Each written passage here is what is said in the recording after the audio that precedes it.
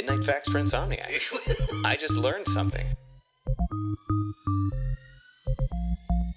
Oh, I'm having fun now. Was Moonlander paid by McDonald's? Mickey D's was not involved and did not pay for the in-game plug. The Easter egg seems to have been purely intended as a joke from a time when the idea of a McDonald's on the moon seemed silly and ridiculous, as opposed to now when it just seems sad and inevitable.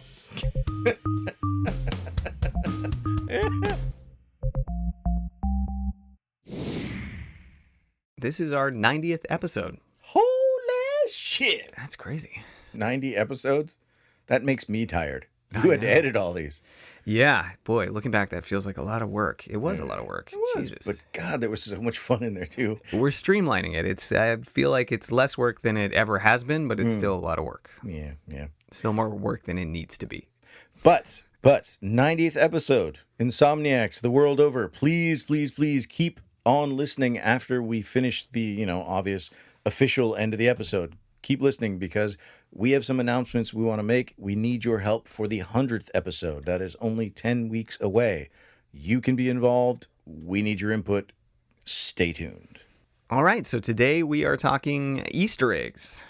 Not the kind that are hidden by rabbits, but the kind that are hidden by nerds. Huh. We are talking about the type of Easter egg that consists of special, secret, hidden content in media.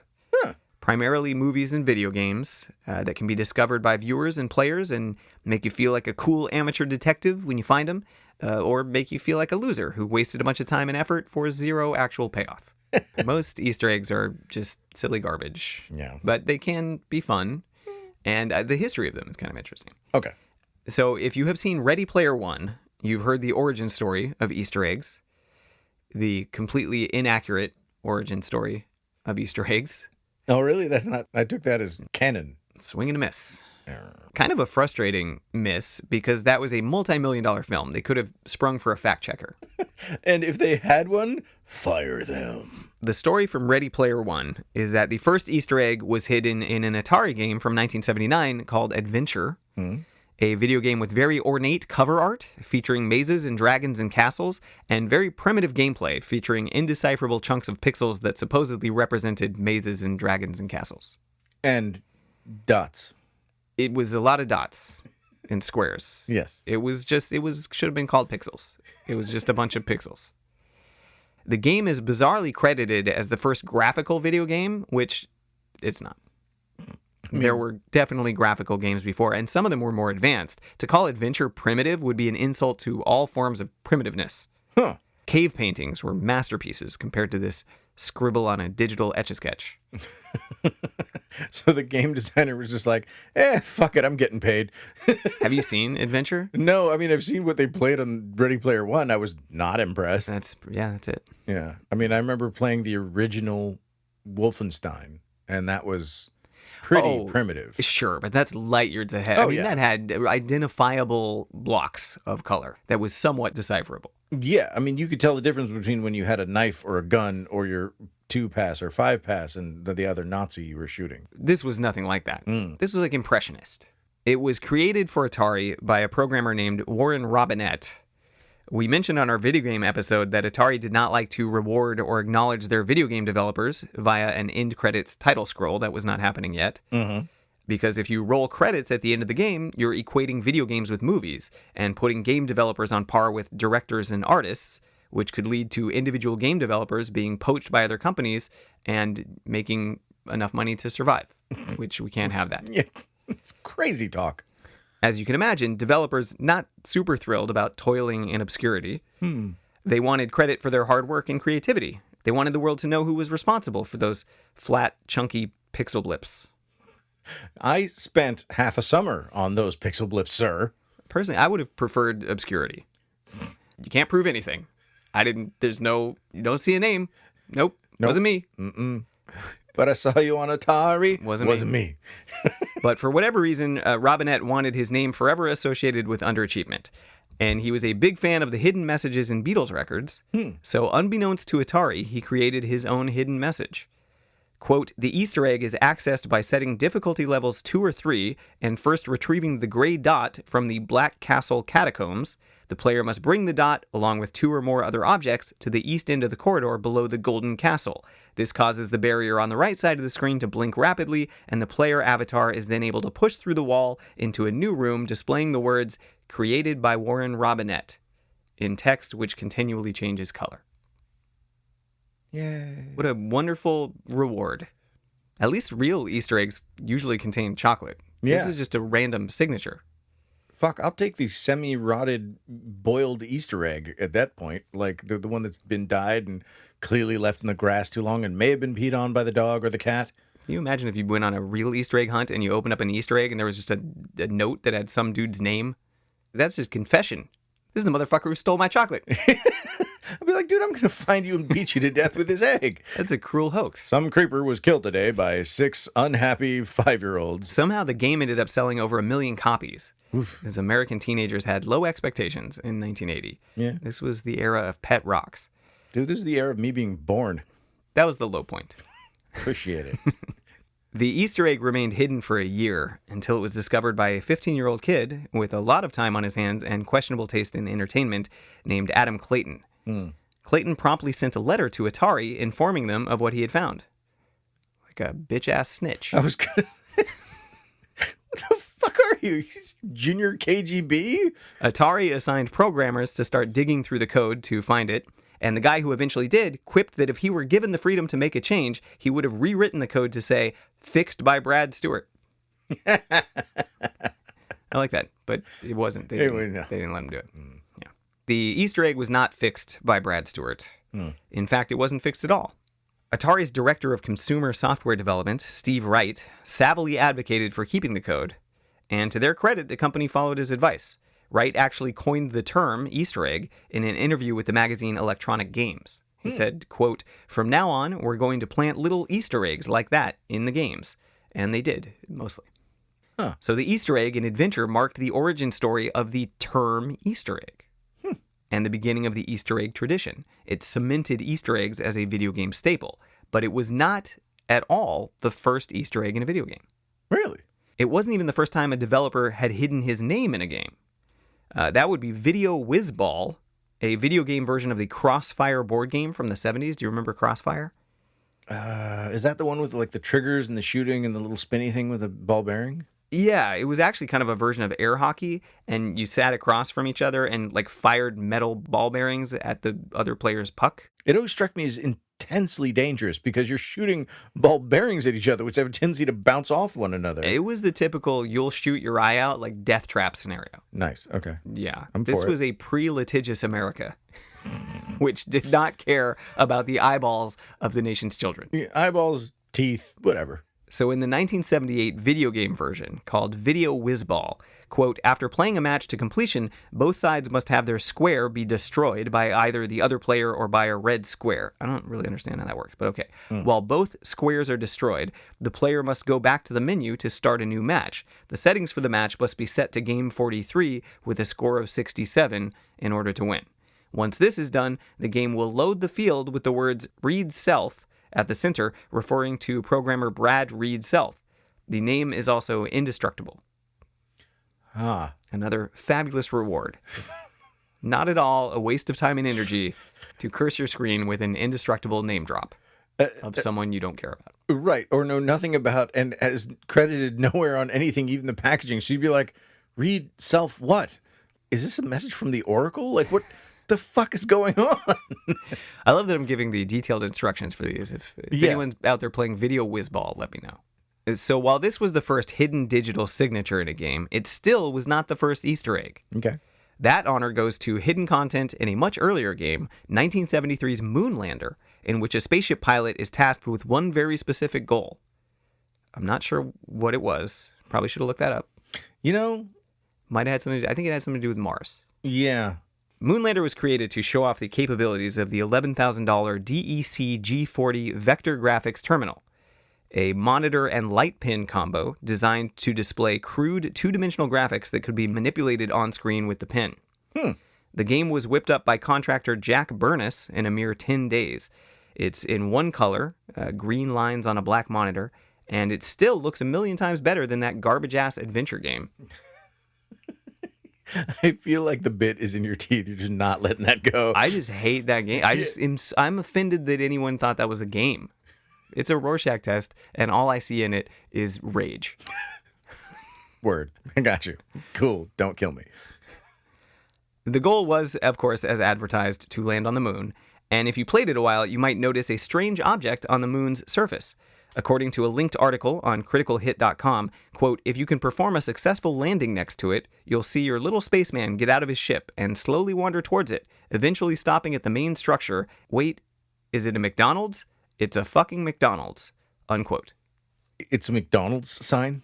It's a McDonald's logo, yes, arches. But not only was that the first video game Easter egg, it was also the first product placement.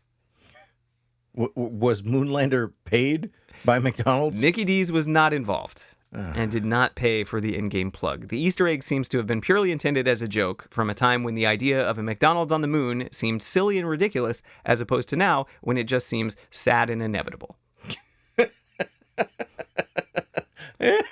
That shouldn't make me laugh that hard, but I'm actually picturing getting out of a future lander and stomping down on a like McDonald's logo bag or whatever, and just be like, yep. I like that the criticalhit.com author was equally offended. Yeah. It's a fucking McDonald's. Just a few more video game Easter eggs. In the video game Red Faction Armageddon, beating the game allows you to unlock the ultimate weapon, a pink unicorn named Mr. Toots who blows laser beam rainbows out of his ass. Yep, that sounds like Red Faction. I owned Red Faction 1 and 2 and loved them because they were the first games that actually let you destroy the environment for like strategic gain and just actually at all. You could just blow the hole in a wall right next to you with a rocket launcher and just keep on blowing holes in it. A rocket launcher or a unicorn ass. Yeah, you had to unlock the unicorn ass, which I was never good enough to do. Okay. Yeah. This next one is kind of fun. In the incredibly cheesy and horribly dated first Resident Evil game, I don't know if you've looked at it recently, but oh my God. It is not aged well, but No. I remember it being terrifying. You got the shit scared out of you, as we've mentioned before, by the original Silent Hill. Yeah. So this was of that era. Of that era, but it was like one step up from, Doom. It was ugly. After saving a character named Jill from a descending ceiling trap, soldier Barry Burton utters the cringeworthy and poorly translated line, quote, "That was too close. You were almost a Jill sandwich." The moment became iconic, and in a subsequent zombie game called Dead Rising, which takes place in a mall and which I have played, one of the eateries is named Jill's Sandwiches. That seems like a deep cut that you would have to be so lost in the game world to get that who cares? It was just for like super fans. Bragging rights to other people who care about bragging rights like that. Neckbeard bragging rights. Got it. Here's another unorthodox Easter egg, a tangible, real-world version of an Easter egg. So, quote, if you inserted the PlayStation Castlevania disc into your CD player, you would hear a warning message from the protagonist, Alucard, urging you not to continue listening to the CD. After that, you could hear a sweet remixed version of the Castlevania tune, which at the time you totally thought was brainwashing you or something, unquote. I don't know who wrote that. Where did I get that quote from? That's a weird way to... Who thought they were being brainwashed? Anyway, that's kind of cool. I mean, yeah, as those things go, somebody went through the time and effort to program that in, so cool. Very journalistic writing style there. Yeah, very gonzo. This is the New York Times. Pretty sure. God, no. No, it's not. Okay, good. I was going to say, the descent of modern journalism. One of the most famous early PC video game Easter eggs was in 1994's Doom 2. During the final boss battle with the Icon of Sin, if you had previously entered the no-clip cheat code, I guess Icon of Sin was the monster. Yes, I remember playing that game, and I know what you're talking about. So yeah, if you had entered the no-clip cheat code, you would find yourself battling the severed, bleeding head of one of Doom's creators, John Romero.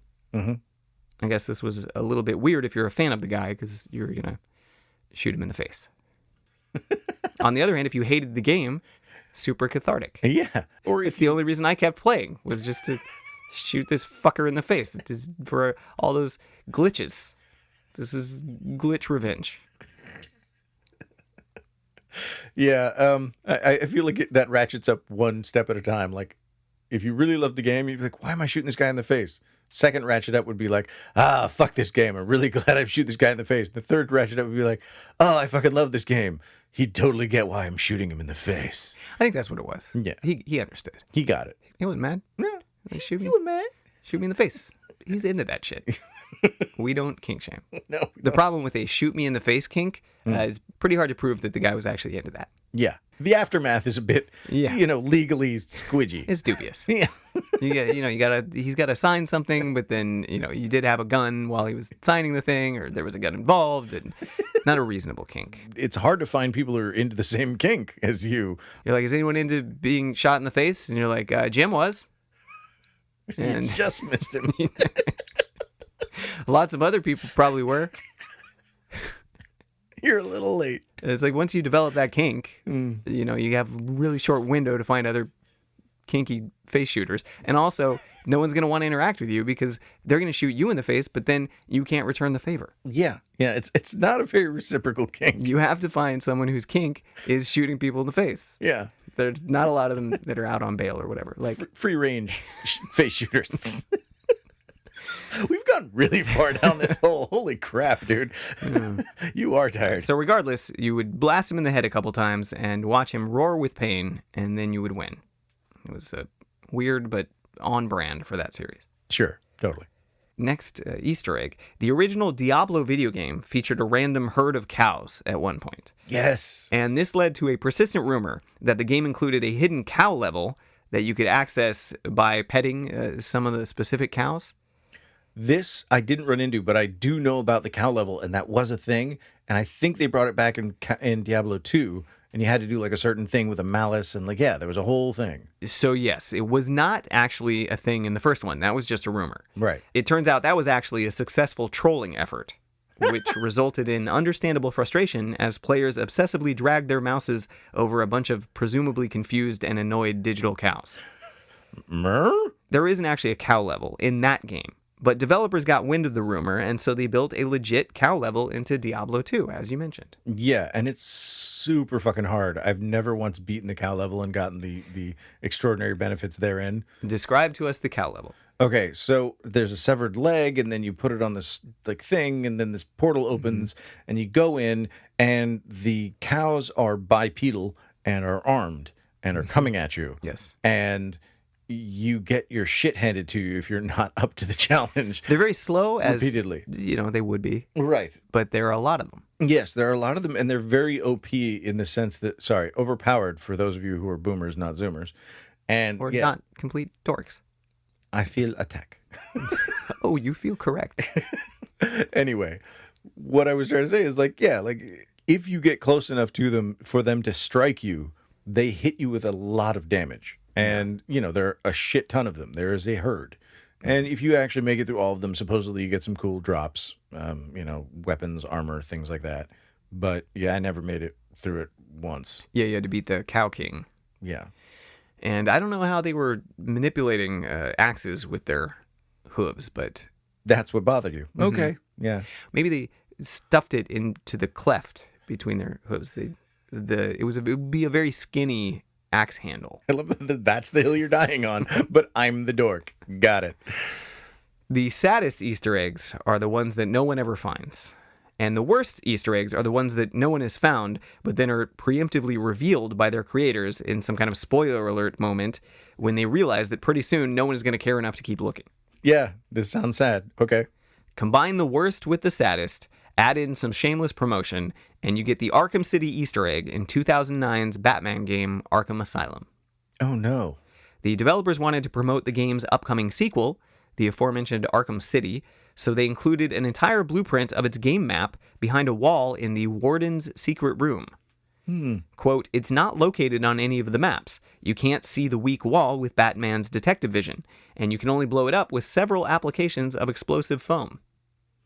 So somebody would have to just be randomly applying explosive foam to random parts of this fucking asylum and just exploding it. If you were a video game terrorist, Yeah. just going around destroying every building willy-nilly. Or attempting to, because apparently you couldn't actually blow it up. Yeah, you'd have to be the most persistent terrorist ever because just nothing blows up. And you're like, well, trying the next one. Yep. Next. Next. There's a lot of walls in that game. Woo! I have played it. An asylum. There are a lot of walls. They kind of pride themselves on walls. Asylums and prisons. Sort of synonymous. Yeah, it's kind of their thing. Open air asylum, not the best idea.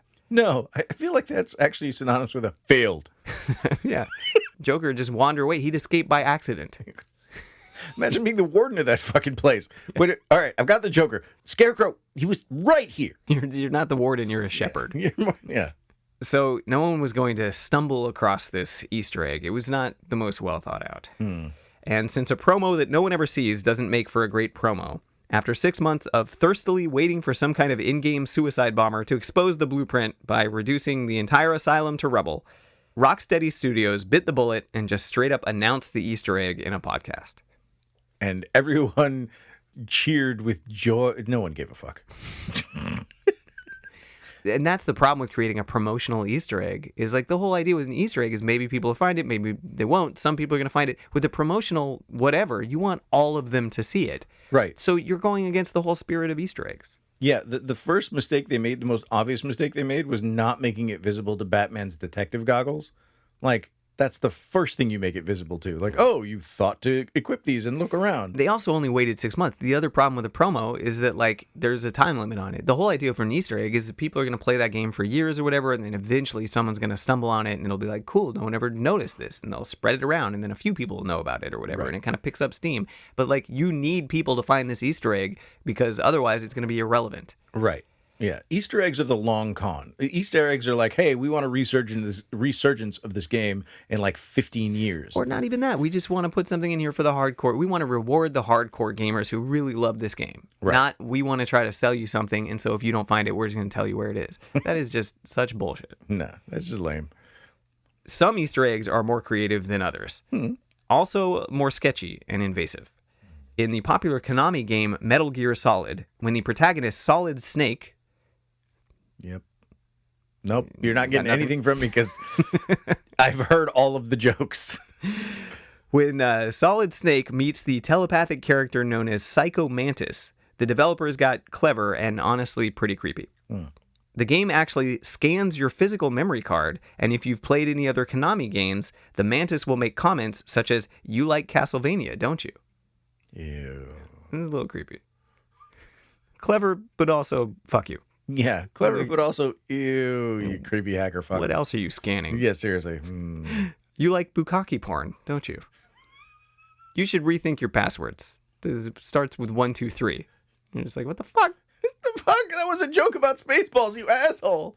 Another Easter egg from the Metal Gear Solid series, this time Metal Gear 3, it's a little more harmlessly clever. There's a geriatric sniper named The End, and you have a couple options when you confront him. You can sneak up and murder him, or you can just turn off the game and like chill for a while and restart the game, at which point the old man will have died of natural causes. I don't believe you. These are lies. That's a real Easter egg. Really? Yeah. Okay, you've lied often enough that you were now reaching that critical mass fucking cry wolf moment where Why would I lie about that?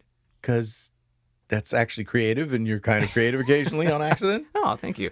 Well, it is creative, and that's why I included it. Okay, so really, honestly, Yeah. like you'll discover him, and then you just like go back around a corner, turn off the game, wait 15 minutes, come back, and he's dead. Yeah, I like that one. That's cute. That's kind of funny. It is kind of funny, although I gotta say, just running up and killing an old sniper feels karmic. So let's switch over to movie Easter eggs. Ooh. We're going to spend less time on movie Easter eggs. Most of them are just references to other films or like inside jokes. You don't take any action to find these except just watching the movie a lot, going frame by frame or something. Right. I think the new thing is playing shit on like a quarter speed in HD so you can see all the little shit that Marvel leaves in Doctor Strange's outhouse or whatever the hell it is. These are for like super fans, and there's also not that many that I find even very clever or interesting, but I included a few that I do. And we'll start with one that bridges the gap between video games and film. Any Star Wars buff will be aware of the iconic moment in the first movie, 1977's A New Hope, titled that retroactively, in which a clumsy stormtrooper in the background famously bonked his head on the top of a doorway. The part of an entranceway, by the way, which I recently learned is appropriately called the head jam. Did you know that? He was just following directions at that point. He was a good stormtrooper. It's spelled Jamb, so I don't know if that was the reference. It's fitting. It works either way. Apropos. Yeah. So stormtroopers can't aim, and they also apparently can't duck. Fast forward 27 years, and the 2004 Star Wars video game Battlefront, one of my all-time favorite franchises, includes an homage to the film. Oh. In the background of a cutscene, you can watch one of the digital stormtroopers take a header directly into the bottom of a metal staircase. They included that? That's awesome. One of the first examples of Easter eggs in film may have been unintentional and is often erroneously credited as the origin of the term Easter egg, which we already explained. But that's because it's the most literal of possible Easter eggs. The story goes that when the Rocky Horror Picture Show was being filmed way back in 1975, the cast staged an Easter egg hunt, and as often happens with Easter egg hunts, some of the eggs were never found. Yes. Now, the story of the Rocky Horror Easter egg hunt may or may not be true, but what is definitely true is that you can spot literal Easter eggs in the movie.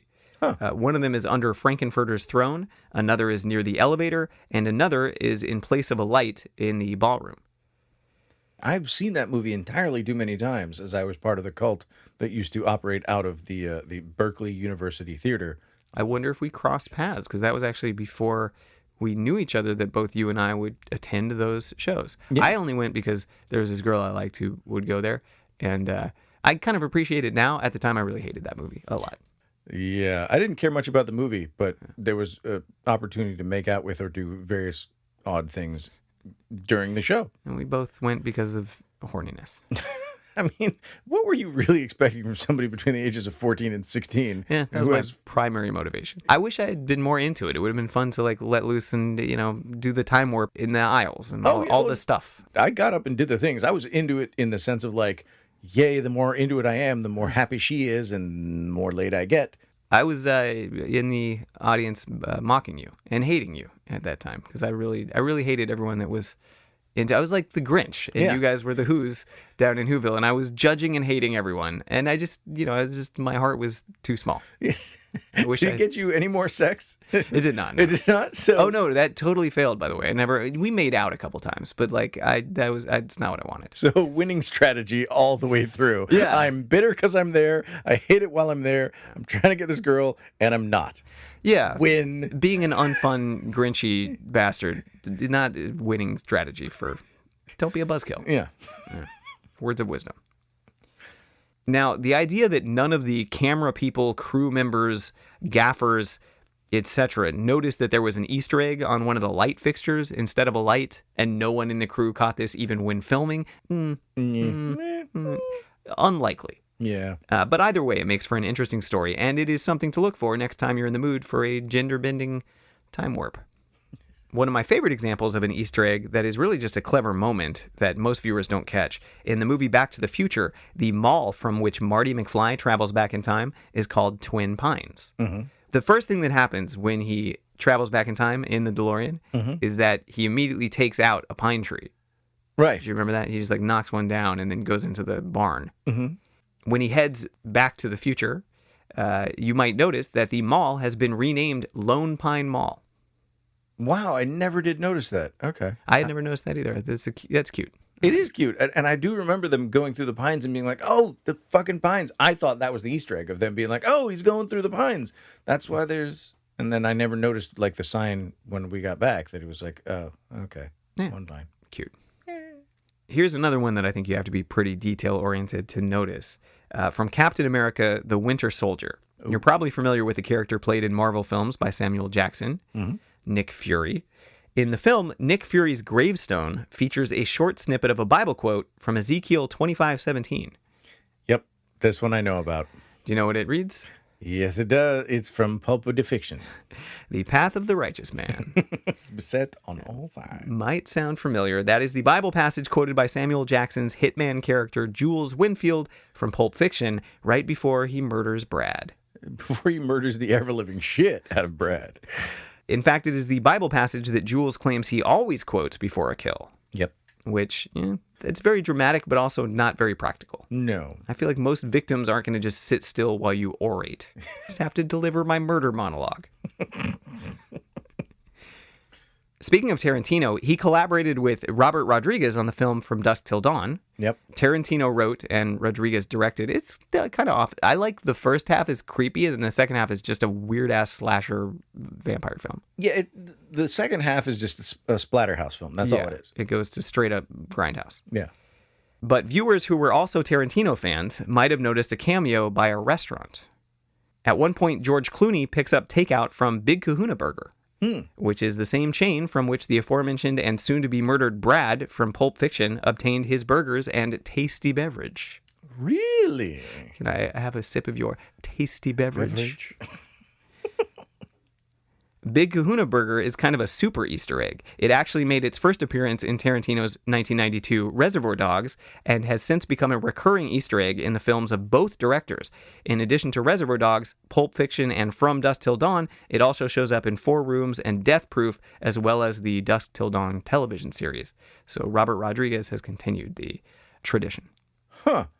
Did the Apple Jacks cigarettes make a comeback too? Because those are all throughout Pulp Fiction, and I always wondered if they carried those on. I don't know. Those might have been a real thing. So Big Kahuna Burger was created for the show. Okay. Next Easter egg. Yes. Indiana Jones was a collaboration between two cinematic superpowers. It was directed by Steven Spielberg from a story by George Lucas. And throughout their celebrated careers, the two have frequently referenced each other's films. One of the most famous cinematic Easter eggs of all time, among the ancient hieroglyphs in Indiana Jones, eagle-eyed viewers can spot both of these Star Wars droids, C-3PO and R2-D2. Yep. On the pillars where you find the Ark. Yeah, Yeah. on the pillars. Yeah, I've loved that. And I've actually done the hugely dorky thing where you play it back at like a quarter of a frame per second on HD and just find them and be like, meh. More Lucas-Spielberg crossovers. In Lucas's 1999 abomination, The Phantom Menace, in the Galactic Senate scene, 3 of the gathered alien representatives are ETs from Spielberg's E.T., the extraterrestrial. That is true. I remember seeing that when I stood in line and got in there. You and I were there at CR. Oh, yeah. College of the Redwoods. We went. I still have my ticket stub somewhere. Embarrassing. Yeah, it is embarrassing. But we did it. And I remember seeing them being like, is that? And then it was over. And then when it came out on fucking DVD, I watched it again. I was like, I fucking knew it. A much less well-known but equally clever cameo in Spielberg's Holocaust epic Schindler's List, when the concentration camp prisoners are being loaded onto train cars. If you pause at just the right moment, you will find, huddled with the doomed prisoners, Jar Jar Binks. These are dirty lies. That would be a travesty. That would be holy shit. Yeah, I think it came out before the Yeah. Phantom Menace, probably. Yeah, by a bit. I like that idea, though. Misa don't want to go to the gas chamber. Oh, God. Misa don't even like these people. Jeez. It's not a kosher. I wasn't. Now I feel bad for having. See? See what you've wrought? See what I started? Reap the whirlwind, motherfucker. Oof. My bad. So Easter eggs can be fun little references and treats for superfans, but they can also be annoyingly meta and forced.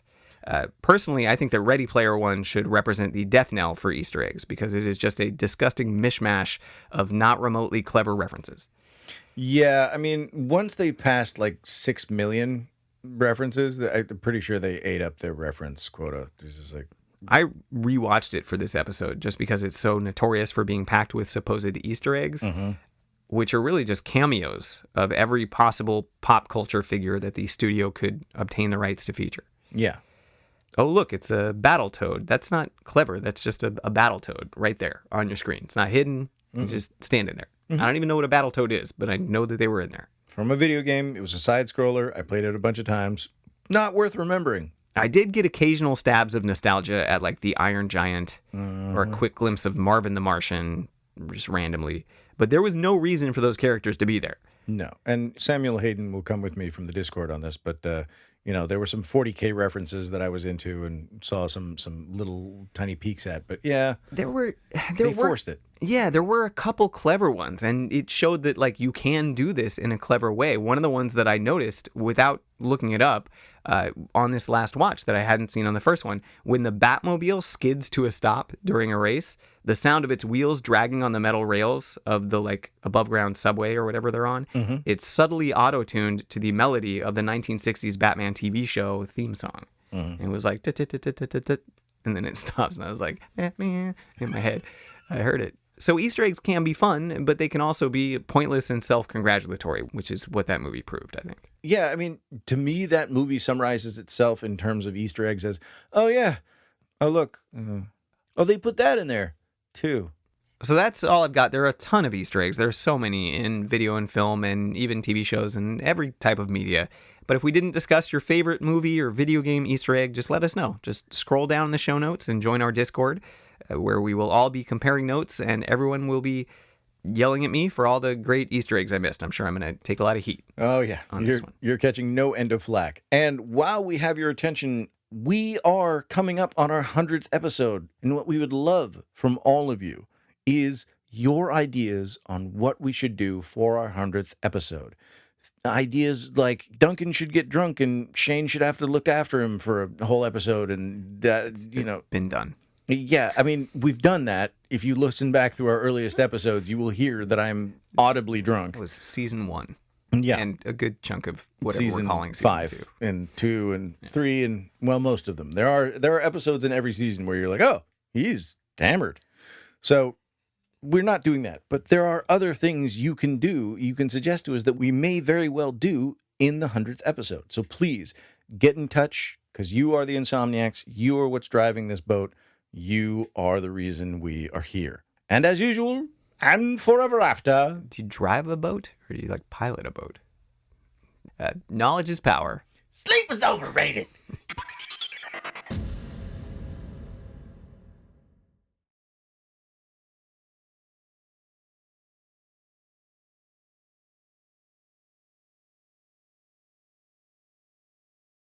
Fucking what? You're like, I'm going to stop the tagline to ask my dumbass question that has bearing on nothing. You're going to get nautical on me in the middle of our tagline? Fucking shut up. So, it occurred to me at that moment, so I just wait. I just speak my truth. Yeah, okay, speaking truth is stupid. I get it. All right. Jackass.